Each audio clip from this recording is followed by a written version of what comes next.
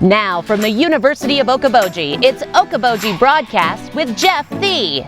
Welcome to Okoboji Broadcast, everybody. I'm Jeff Thee. It's Women of Action Thursday, and I have here as my guest today, Katt Flockhart. She's with, of course, Arnolds Barkery. Yep. How are you today? I'm good. How are you? Wonderful. Oh, thanks for coming to the man cave. Sure. And, we're talking. You are passionate about animals, are you? I am. It's kind of my life. Yeah. It's what I'm known for. Well, people are known for a lot worse, trust me. That's for sure. Yeah. I don't mind it. If you care for animals, I think that means you're unlike the Grinch, your heart is 10 times too big.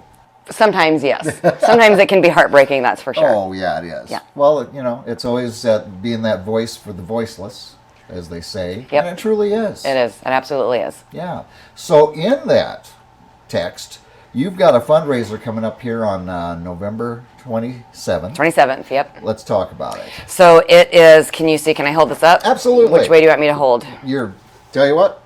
There we go. It right there. Good okay. job. So it is Christmas for Critters. This will be the 4th year we've done it. We obviously had to miss a year because of COVID. Yeah. It is at Miles and Okoboji, so thanks to them for hosting and letting me kind of tear apart the bar and kind of take over for a little while. Have they hosted it before then? They have. The very first year we did it downtown at Nautical, and every year since then it's been at Miles. Yeah. It's just kind of a better situation. It's set up there, and they've just got more room to do it there. So it's been successful every year.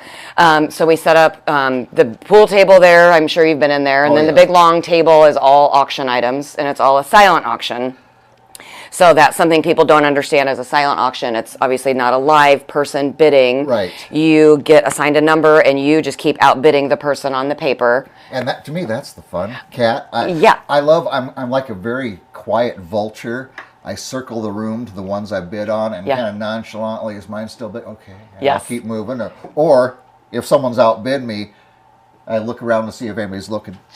Well, and you can kind of give them grief. Yes. If you know who it is, like if you want to purposely outbid someone, you can kind of watch them. Yes. So the first couple years we did it with your name. You would write your name on the bid sheet. Well, now I've kind of turned it up a little where you get a number instead. So no one knows whose number they're bidding against.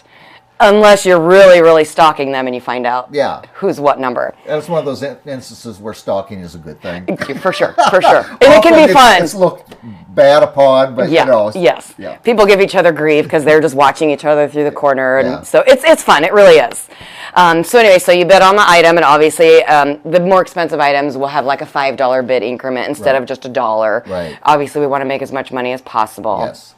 I know it's hard, with COVID times too, so we kind of I'm trying to get better items to bring in a better bid amount. Right. And it's right before Christmas, so everything that we have is great Christmas ideas also. Absolutely, yeah. So we have things from like candles, baskets, pet items, apparel, bar and restaurant certificates, hair salon, gift baskets and certificates. There's a wide variety of things. There's something for everybody. Isn't it amazing how businesses and individuals just come out of the woodwork around here to donate, whether it's a service or a product or whatever, a meal, a bottle of wine. Mm-hmm. Yeah. It's a great way to get their name out there. Yep. New businesses, I'm not going to say who all yet, but we have some new businesses that are donating, and that's a good way to get people to learn who they are and what they do, and it gives them a reason to go into that business if they have a certificate or something, or maybe it's someone that you didn't even hear of yet. Right. Yeah. So it's a great way to do that. It's a win-win for a business to do Community unity is what I'm telling everybody. And that's what it is. And especially since it is for our community animals. Yeah. So the reason we are doing this is, so all of the cash made, 100% of the proceeds, are going to, and again, if I hold it up, I don't know if you can see the logo on there. Yep. This blue logo, it's Lakes Community Animal Control. That's actually going to get changed to Lakes Community Animal Welfare. Okay. The animal control is a little confusing. People think that's a city entity, and it's not. Right. So we're going to change that to welfare, and that's also going to include a wide array of different animal services, which I can get into. But so the cash from the auction is going to go to this organization, which is in the midst of becoming a 501c3 nonprofit. So it'll be a legal charity organization with the IRS. Right. So the money is going to that, and that money is used for supplies, vet bills. So one of the big things is I have kittens and cats all the time. Yes. And so that helps me to pay for food, litter, supplies, laundry, cleaning. It takes a lot just to care for them. Anybody who has had one cat, yes, knows what it takes. Yeah. But when I'm doing, the majority of the cats that I get are cats that I have to physically go trap. Yeah. So the reason this started is we have an overabundance of feral cats in Dickinson County. Yeah. It's not just Okoboji or Arnolds Park. It is in every single town. Right. And no one either has the know-how or is willing to do it or has the time or has the space to put them or has the contacts to relocate them to farms, because what we do is it takes sometimes several weeks to feed every single day, set the traps, watch the traps, have neighbors watch, make sure it's not a raccoon that we get in there. Right. It takes a lot. And you've got to not be scared of handling them and moving them. You have to get them to the vet clinic, get the surgeries done, make sure they're not sick. I had 2 kittens that were near death. They were infested with fleas and ticks, just bleeding from that. Right. And they were also covered in ringworm. Oh. So it was over $500 to vet them, and that's not even counting the spay and neuter surgeries. Right, yeah. So that's where it takes a lot, and I can't do it anymore out of pocket. Well, I just can't. I don't think so. That's where. Expect you to. Well, some people do. I'm sure there's those. So that's where this has kind of started. I've been working with several people about trying to get some kind of organization, so it's not just me. Right. So we do need volunteers to help us in certain areas where we're trapping. We need volunteers to drive them back and forth to the vet clinic. We need farmhouses to relocate them so they're not in town. Right. So then it's easier for me to tell if they're still in town, they've not been spayed or neutered. I don't want to keep feeding or trapping the same cats. Right. Yes. Exactly. So if I can get farmhouses that are willing to house them like in a crate for a week, get them kind of acclimated, recover from surgery, and then they can let them loose and hopefully still feed and water. Yeah. But then the cats can learn to trap. To hunt because they've already been outside. Yes. And then it's kind of a come and go. Yeah. Whether they stay or they go. But then I know that those are taken care of. Best possible situation for a feral cat. Anyway. Yes. Yes. And it'll be a never-ending task because there's so many kittens and so many cats. We've already done upwards of 75 cats this year. And that's a lot. Yeah, and that's a lot, and that's probably a portion of what's out there.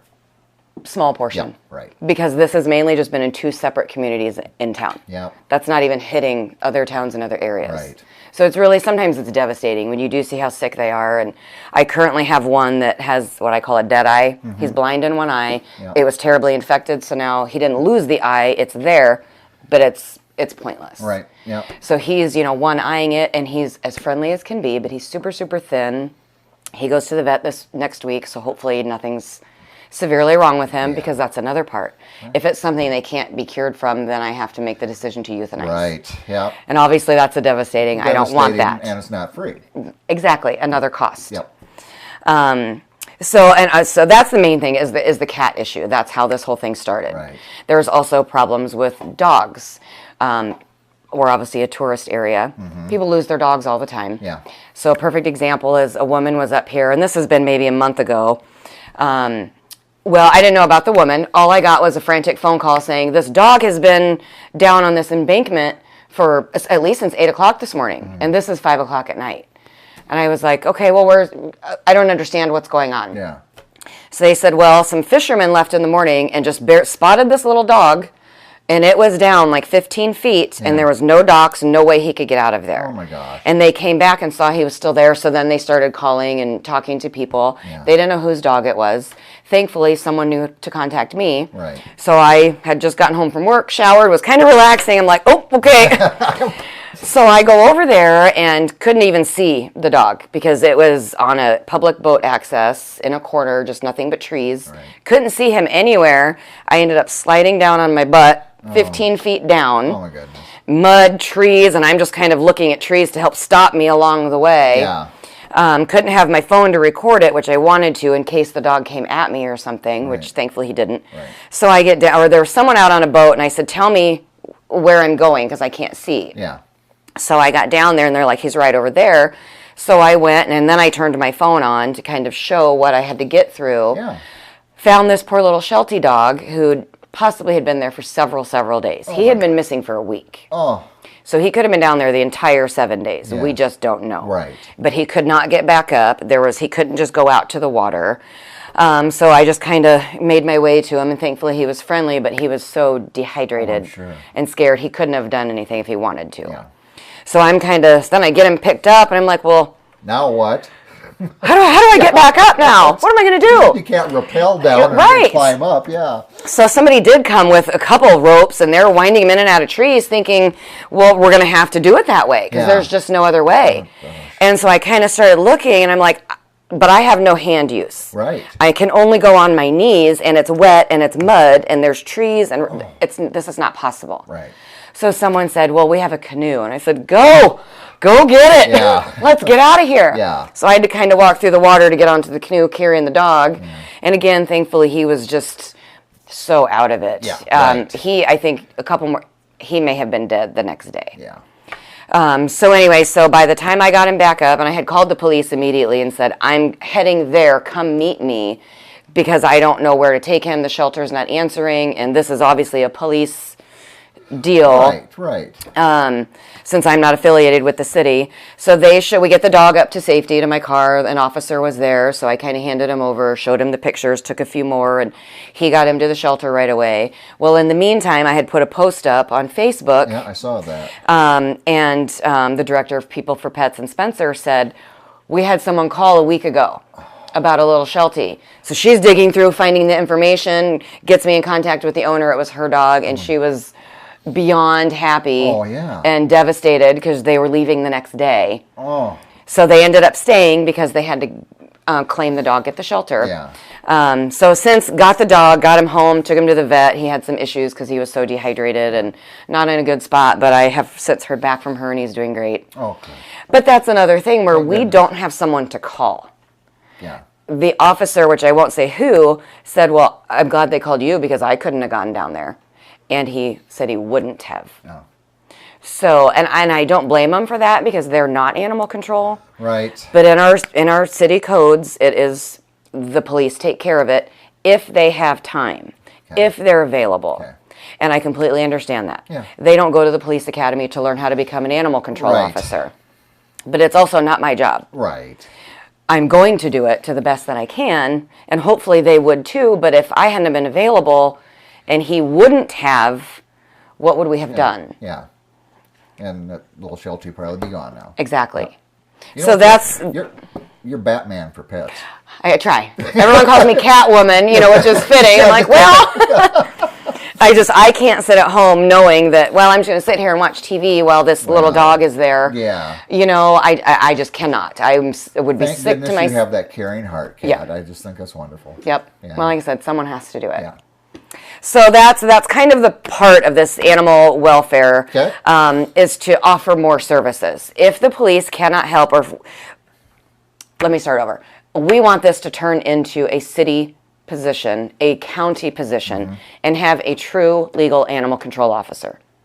They will go through the comm center, through the police department. You will call 911 or the regular police number. Right. They will be dispatched. It will be logged. It will be taken into account where they went, who it was, who the owner was. It can be kept on file if it's a repeat offender of something. Yep. And this is just not something in my capacity I can do full time. Yeah, exactly.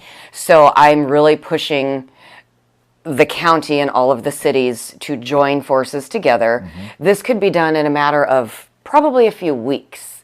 If they all got together, because I've spoken to them all individually, and they're all on board for it, but they're just not doing anything. Yeah.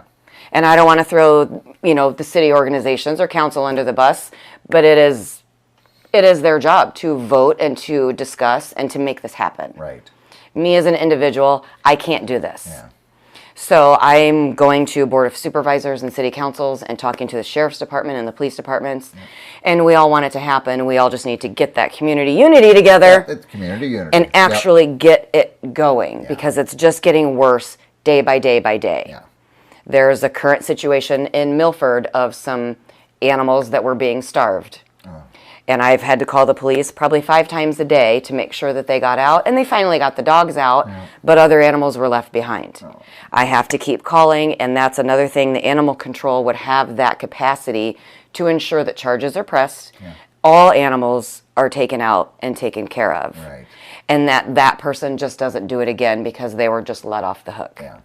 We have to have stronger laws and stronger welfare and stronger education and more care for the animals in our entire community. Yeah. Whether it's a tourist or a local. Right. It just has to happen. Yeah. Well, wonderful that you're doing the event, and again, it's on the 27th of this month, and that falls on a... That is a Saturday. It's the Saturday of Thanksgiving weekend. Okay. It's from 2 to 6. Normally we do it at night. This year we're doing it a little different since it's Thanksgiving weekend. Yeah. So we can kind of hit the afternoon people, the midday, and then the beginners going out for the night. Well, yeah. So the auction will end right at 6 o'clock. So you don't have to come until the very end, or you can sit there the whole time and kind of watch it. Yeah. We're discussing having a buy now option for people that can't stay till the end. Then the price would be a little higher than retail price. Yep, got a minimum price there. Yes. So you can pay for it right then and take it and go. Yeah. Otherwise, you'll have to stay until 6 until the bidding ends. I think that's a neat way of doing it. It makes it easy for everybody. Well, it's a holiday weekend. So if people have their dinner that night and can't stay, you still have the option of buying something and donating to a good cause. Exactly.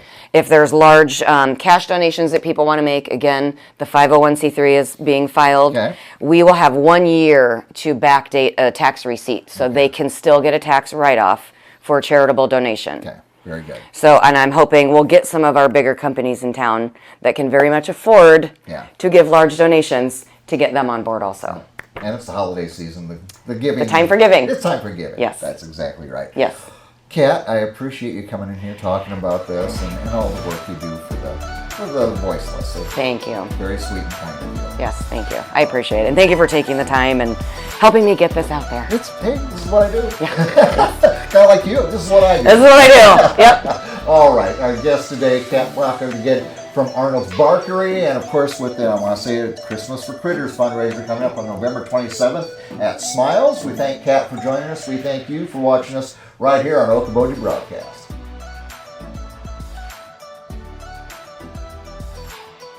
Okoboji Broadcast from the studios at historic Arnolds Park Amusement Park is brought to you in part by the headquarters of the University of Okoboji is at the Three Sons, open Monday through Saturday 10 to 5 and Sunday from 10 to 4.